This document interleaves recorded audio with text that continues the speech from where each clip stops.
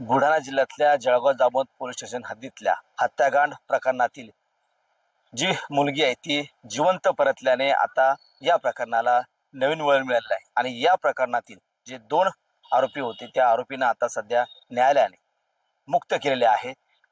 बुलढाणा जिल्ह्यातल्या Jalgaon Jamod police station हद्दीमध्ये महिन्याभरापूर्वी एका मुलीचा मृतदेह आढळला होता आणि त्यानंतर पोलिसांनी तपास केल्याच्या नंतर 2 आरोपींना ताब्यात घेतलं होतं, अटक केली होती। त्यानंतर न्यायालयामध्ये सुद्धा हजर केल्यानंतर न्यायालयाने त्यांना जेलमध्ये ठेवण्याचे आदेश दिले होते।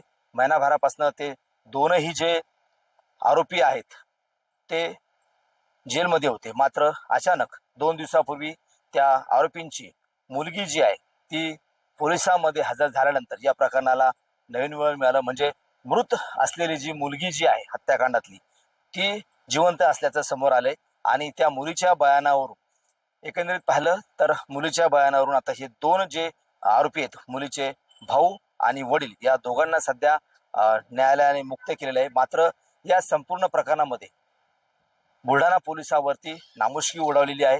जे आरोपी त्यांनी अटक केले होते त्या आरोपींना सोडण्याची वेळ जी आहे ती सध्या पोलिसांवरती आलेली आहे आणि बुलढाणा पोलिसांवरती नामुष्की ओढवल्यानंतर आता जी मुलगी जी आहे हत्याकांड प्रकरणात ती मुलगी नेमकी कोण आहे हा तपास आता पोलिसांना करावा लागणार आहे।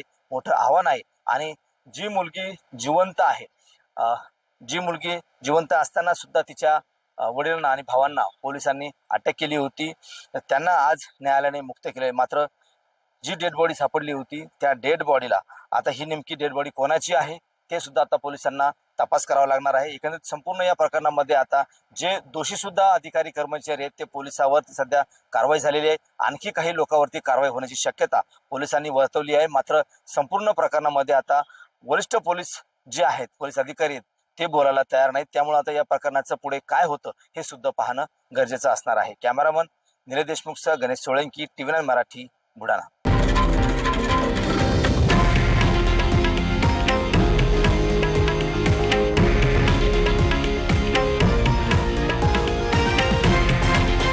हे आहे देशातील नंबर 1 न्यूज नेटवर्क आणि आपण पाहत आहात TV9 मराठी, एकमेव।